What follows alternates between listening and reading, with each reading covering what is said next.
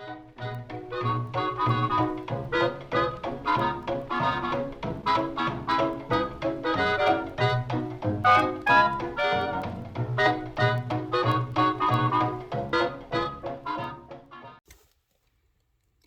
all, it's Vintage Vinny. Welcome to another antique store and Goodwill haul. Everything we're going to be looking at today came from Hokie-Geez in Bedford, Pennsylvania. So a little over a month ago, I decided I wanted to go out and explore some new places. I love all the shops that we have here in town, but you know how sometimes you just want to go out and go somewhere you've never been, like travel?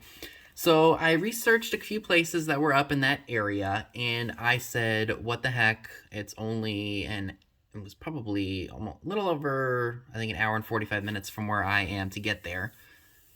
And I will say Hokie-Geez was a bit of a disappointment for me. I didn't walk out with a ton of stuff, spent only $17, but I will say that other places that I visited up there, I think I did pretty well with.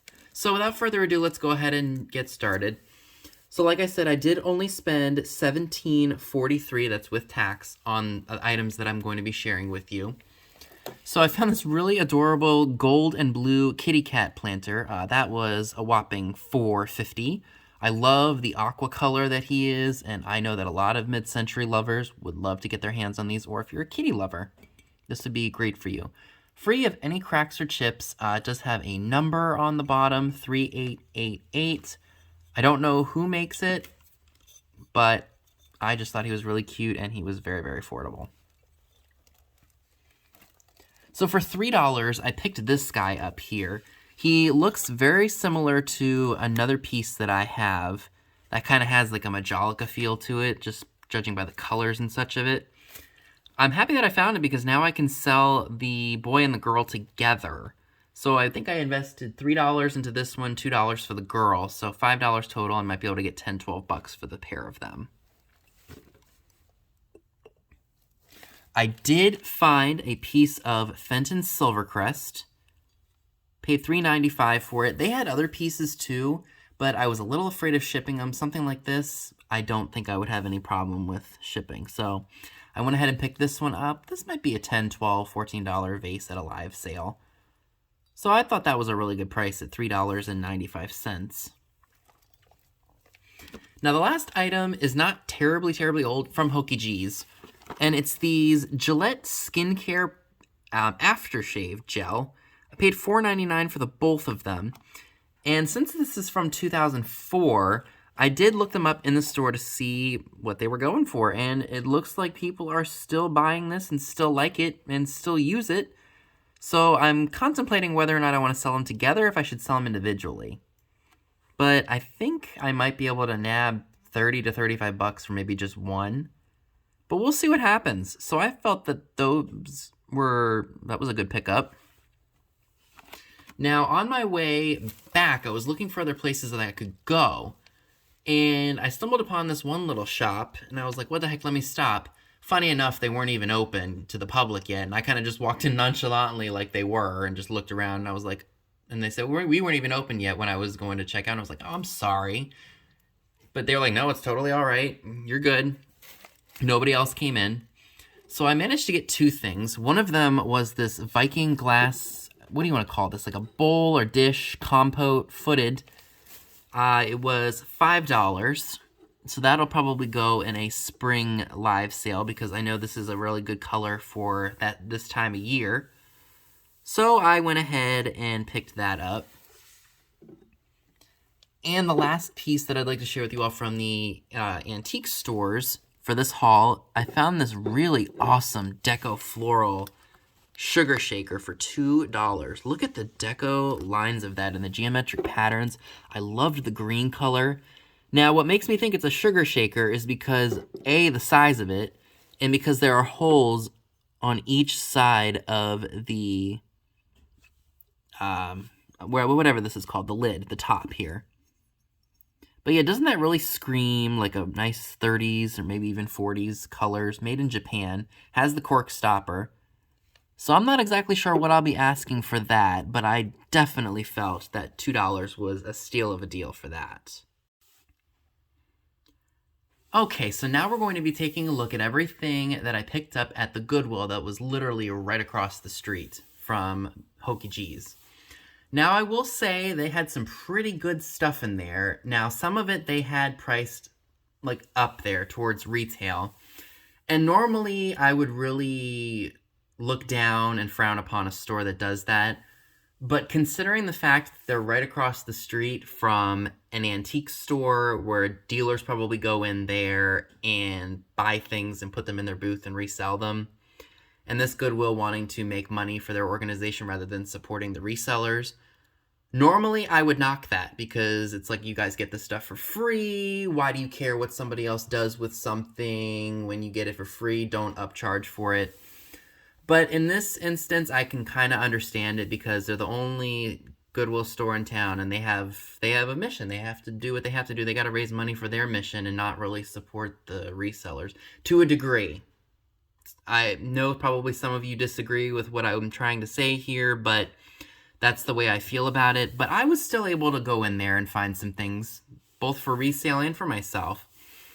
And the perfect example of that happens to be these three awesome planters. I paid $5 a piece for them. I've got two of these dogs here.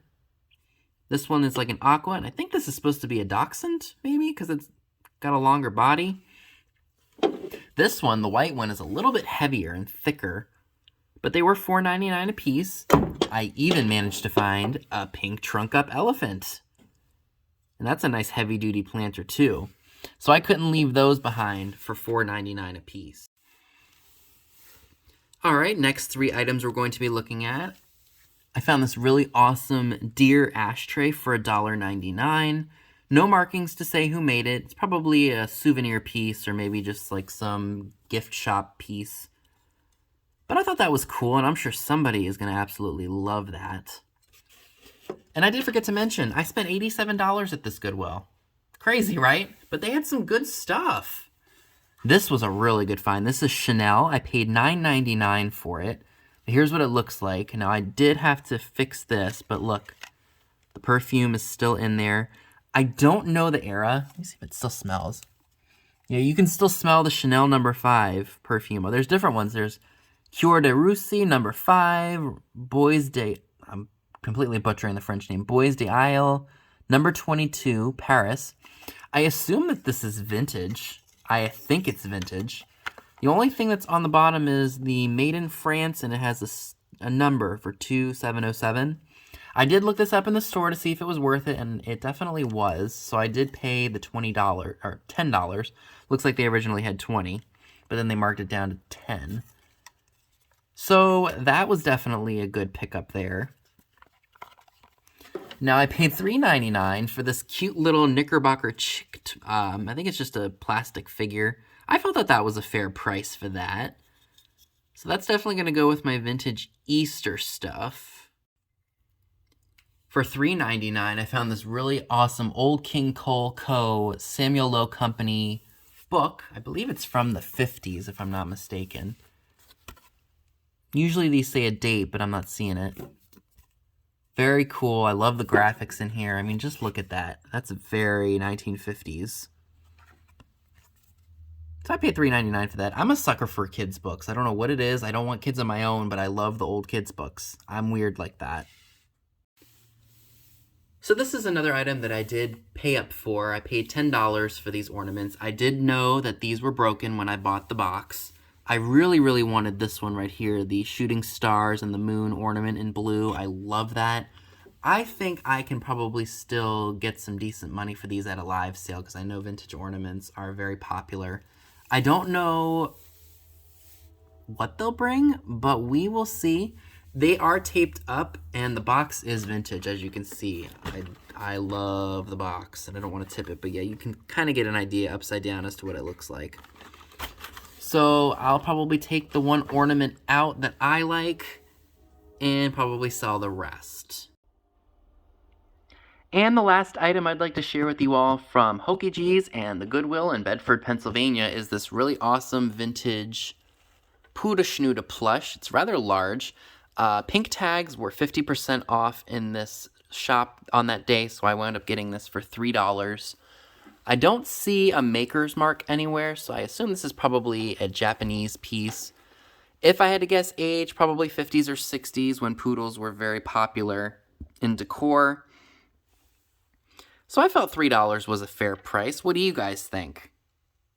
So I'll probably be offering this up at a live sale. I might spray it a little bit. I know that in PA they have to spray like all fabrics and such, but it doesn't have a tag or anything on it saying that it was sprayed with any kind of cleaner, disinfectant, or whatever the case may be.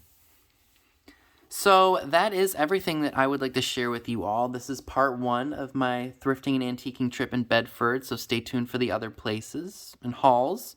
I'm sure you guys will really like to see what I picked up. So I will see you all in my next video. So that's all I have for you today. Be sure and give this video a big thumbs up, leave a comment below, subscribe if you haven't already. Be sure and click the bell next to the subscribe button if you'd like to get notified when new videos are uploaded. Be sure and check me out on Instagram, the link to it is down below as well, where you will see pictures of items to come in future haul videos. Thanks so much for watching, and I'll see you all soon. Bye guys!